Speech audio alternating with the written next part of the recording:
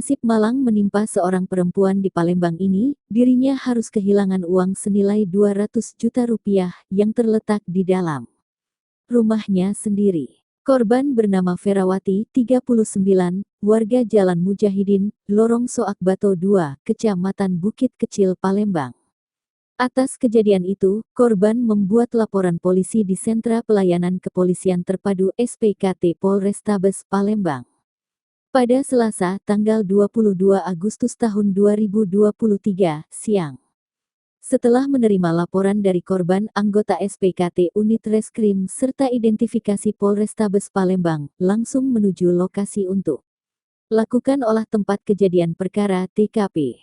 Berdasarkan data yang dihimpun, menurut keterangan korban, peristiwa terjadi saat ia hendak berangkat ke toko miliknya dari rumah pada Senin, tanggal 21 Agustus tahun 2023, sekitar pukul 5.30 waktu Indonesia Barat.